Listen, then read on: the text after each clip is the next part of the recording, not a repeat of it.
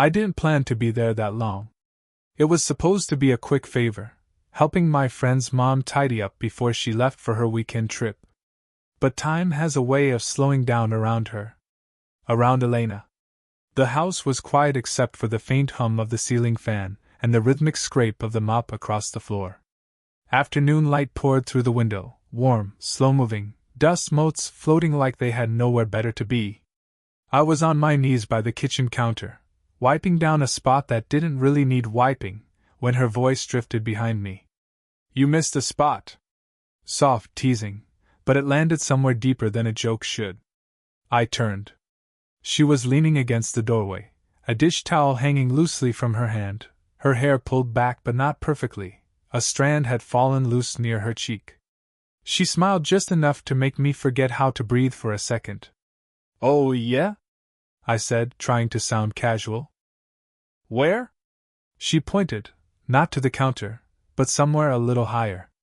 Closer to where her reflection lingered on the window pane. I caught it, the smallest streak of glass cleaner mist. But her eyes didn't leave mine long enough to convince me she really cared about the spot. I wiped it anyway. Slowly. "You're more thorough than my son ever was," she murmured. "He'd be done in 10 minutes. Maybe you didn't have the right motivation," I said before I could stop myself. Her smile faltered just enough to register. A second too long of silence. Then she turned back toward the sink. "Be careful saying things like that," she said, her tone gentler than her words. I could have left it there. Should have. But I didn't. She filled 2 glasses with water, handed me one. Her fingers brushed mine, light, but deliberate enough that neither of us pretended it didn't happen. "You've been helping me too much lately," she said after a moment. "You don't have to keep coming by just because he's busy." "I don't mind," I said. "It's nice here." Her laugh was quiet, not mocking, just surprised.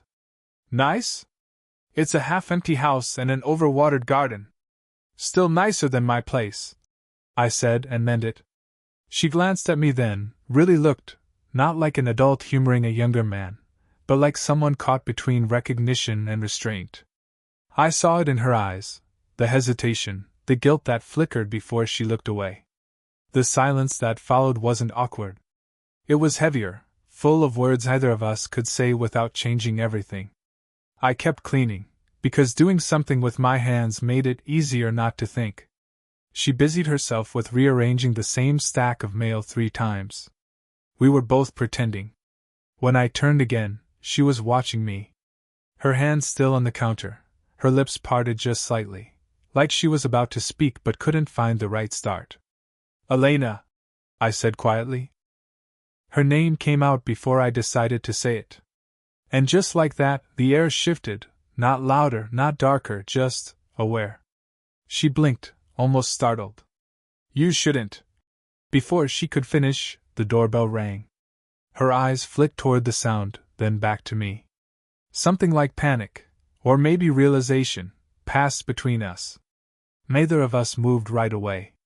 And in that breath of hesitation, standing in that too quiet kitchen, I knew nothing about us would stay the same after whoever was behind that door.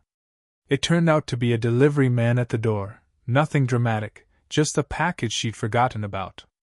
But something did change after that ring. The silence between us wasn't the same anymore. It wasn't comfortable or empty. It was waiting. Elena signed for the parcel, thanked the man, then stood there a moment too long, fingers resting on the doorframe. When she turned back to me, her voice was steady again, like nothing had happened. "You should go," she said softly. "It's getting late."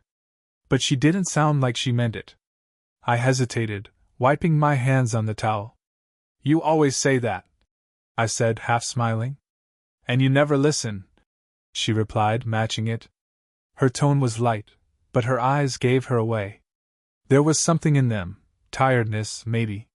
Or the memory of someone she used to be. I sat down on the edge of the kitchen chair, feeling bold enough to ask, "Can I ask you something?" She nodded, slow. "Were you always this careful?"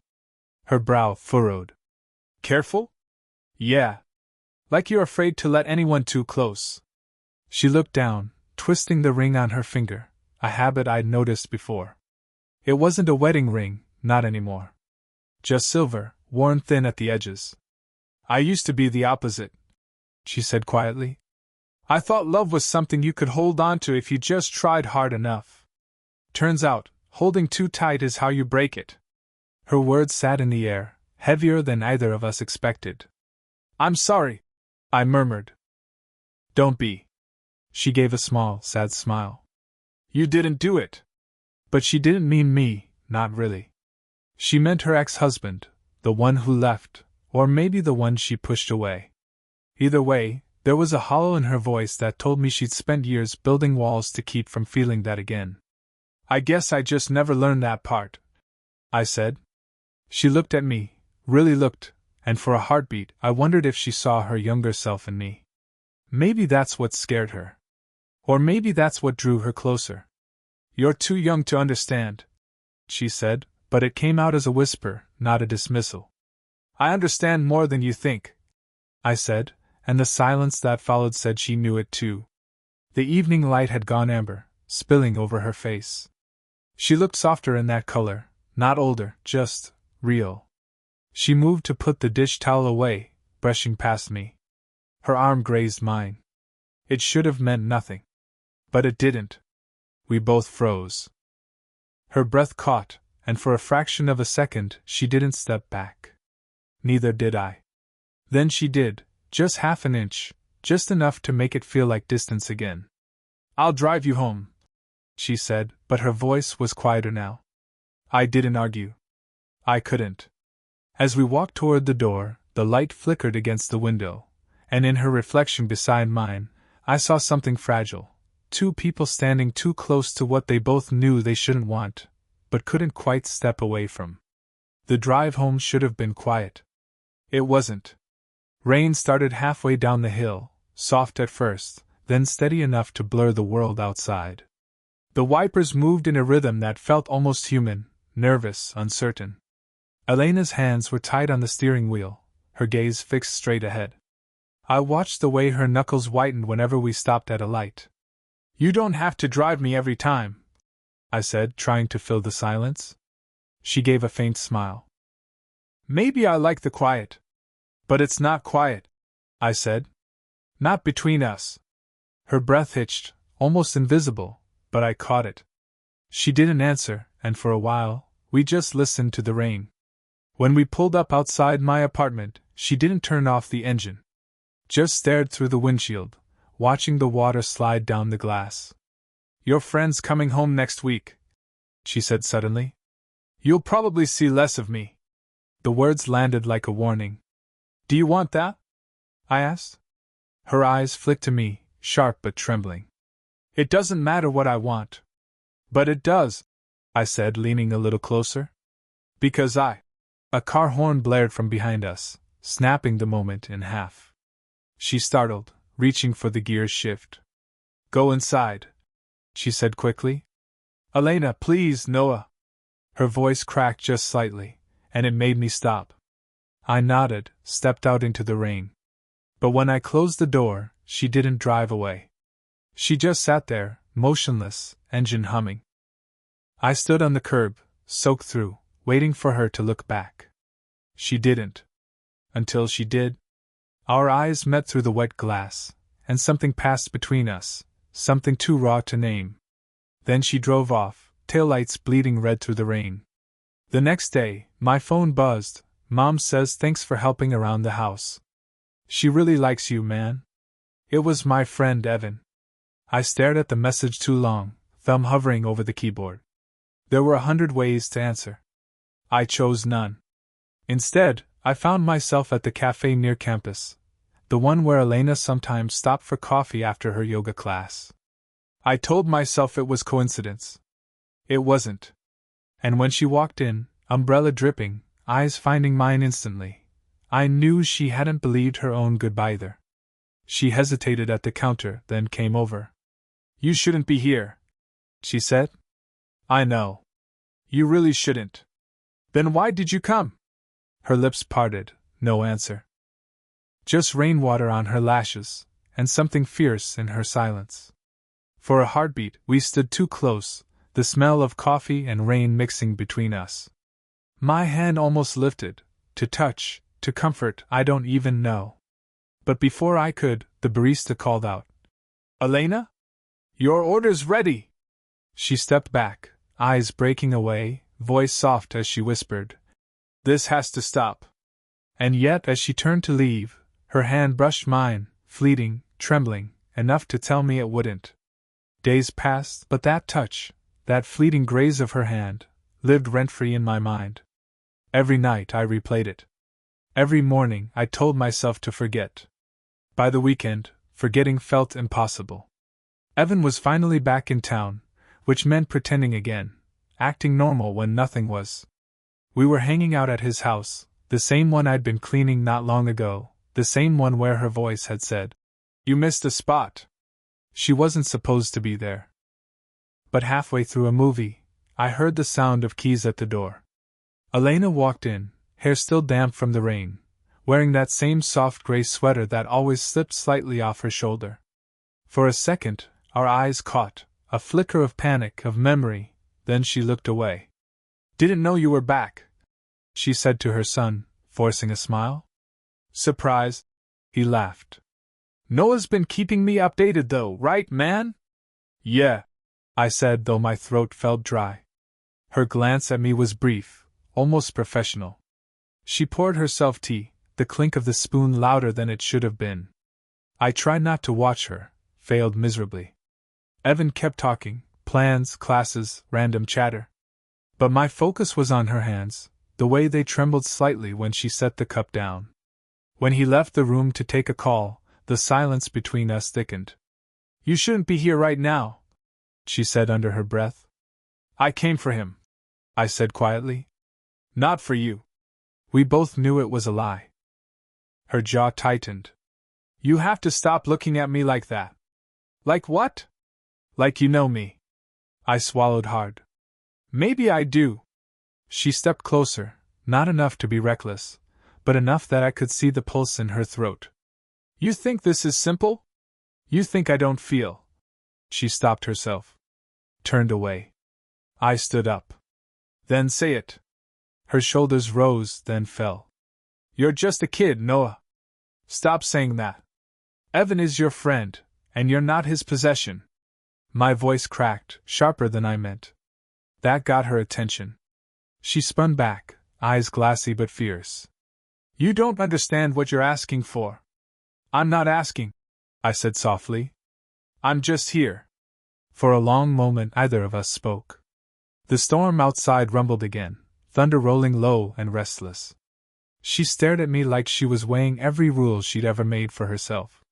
Then Evan's voice echoed from the hallway. "Hey, Mom, where's the remote?" We both froze. She took a step back, her hand brushing the counter for balance. "Go," she whispered. "Please." I hesitated, wanting to say something, to do something, but her eyes were pleading, raw. So I left through the side door, heart pounding, rain hitting my face like punishment. From the window, I saw her watching me go. She didn't move, didn't wave. But her hand lifted just slightly, a half gesture, half confession, before she turned away.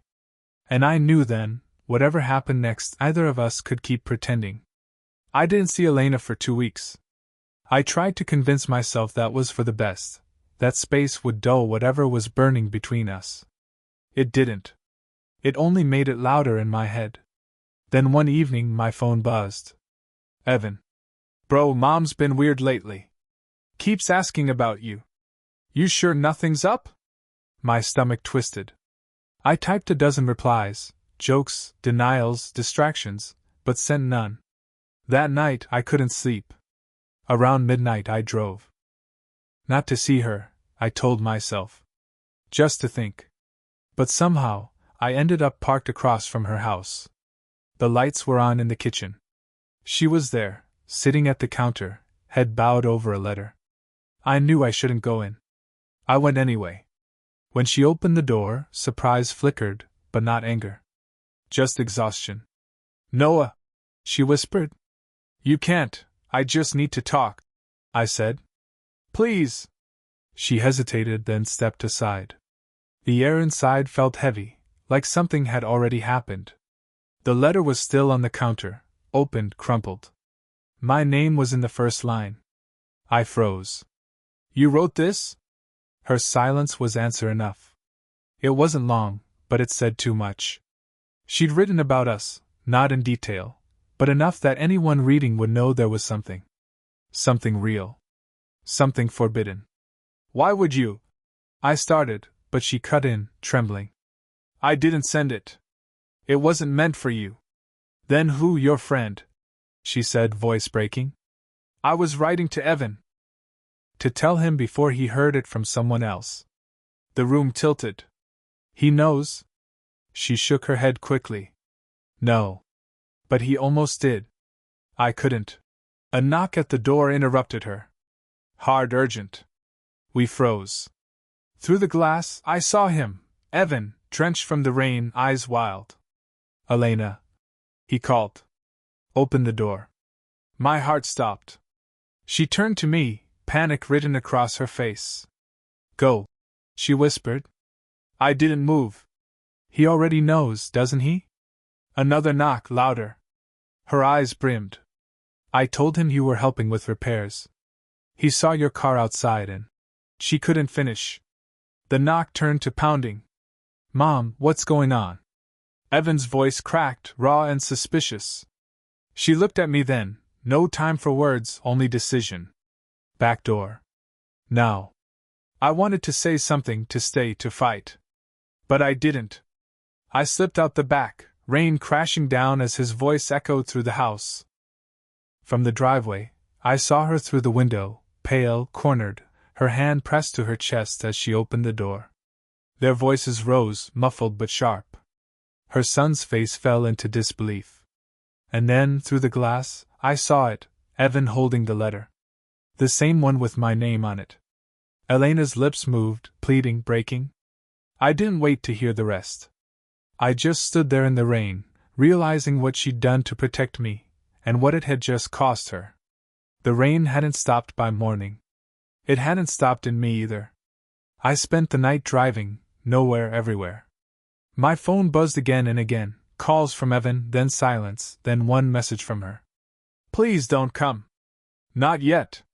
But I did. By the time I reached her house, the storm had turned the driveway into a mirror of gray water. Her car was gone, but the kitchen light was on. She opened the door before I could knock. Her eyes were red, her voice quiet. You shouldn't be here. I had to make sure you're okay. I'm not, she said simply. He knows. Everything. My chest tightened. What did you tell him? The truth, she whispered. That it wasn't supposed to happen. That I was the one who should have stopped it. And what did he say? She swallowed hard. He's gone. He said he can't look at me the same way. For a moment, neither of us breathed. I wanted to say something comforting, but every word felt too small. Elena. I stepped closer, but she held up a hand. Don't, she said, but her voice shook. You don't understand what this means. His whole world just, what about our world? I said. Doesn't that mean anything? Her laugh came out broken. Our world isn't supposed to exist. I took another step. Then why did you write that letter? She looked at me, finally, fully, eyes wet and defiant. Because I loved you. Because I still do. And that's exactly why this has to end. The words hit harder than any slap could have. You're choosing fear, I said quietly. I'm choosing him, she replied, but her lip trembled. I'm choosing to not ruin what's left of my family. For a long, unbearable moment, I just stared at her. The woman who had made me feel seen, wanted, understood, now standing there, dismantling everything we'd built with one trembling confession. But beneath all that pain, I saw something else, a kind of mercy. She was breaking herself to protect me. I stepped forward anyway.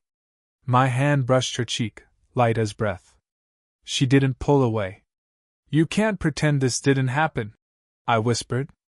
I won't, she said. But I can't keep it either. Her tears met my thumb, warm against the cold of my skin. The space between us felt like the edge of a cliff, one step closer, and we'd fall. For a second, I thought she'd let us. Her eyes softened, her hand rose to my chest, and then stopped. Noah, she breathed. Please, don't make me do this again. I nodded but didn't move. I wanted to memorize her, the tired hope in her eyes, the quiet ache in her voice. Then she stepped back.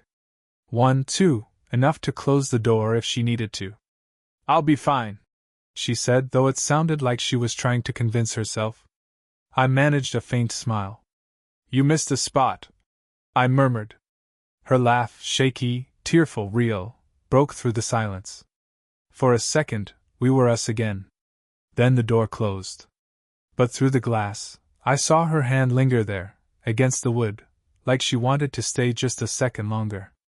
It's strange, the things that stay with you. Not the big moments, not the shouting, not the heartbreak. It's the small things that echo longest. For me, it was the sound of that door clicking shut. It's been 6 months. Evan and I still talk sometimes. Not about that night, not about her, just surface stuff. Enough to convince ourselves we're fine. But every so often, there's a pause in his voice, a silence we both pretend not to notice. Elena moved. Somewhere quieter, a few towns over. She told him she needed a reset.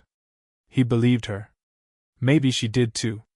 I see her sometimes, though, in the corner of a cafe that looks like the one she used to go to, or in the flash of silver jewelry on someone's wrist. Always almost her. Never quite. I thought time would fix it. But love, real love, doesn't fade so neatly. It changes shape.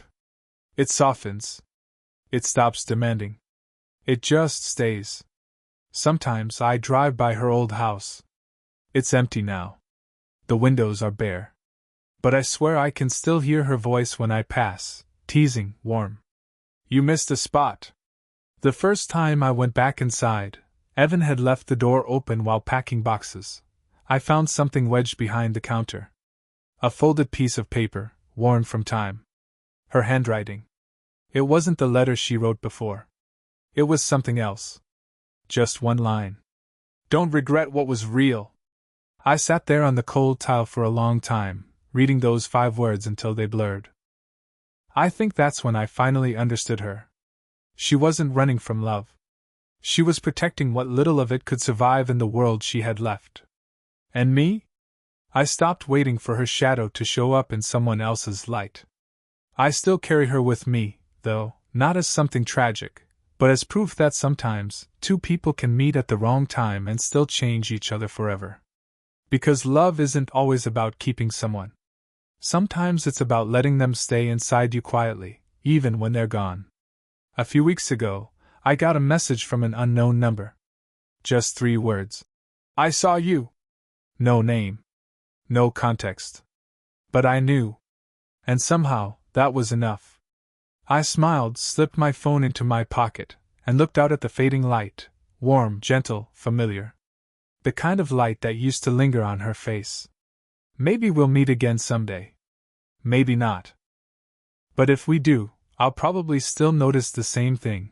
The way she brushes a stray strand of hair behind her ear, the way she pretends not to smile when I make her laugh. And I'll probably still tease her. Just once. Softly. You missed a spot.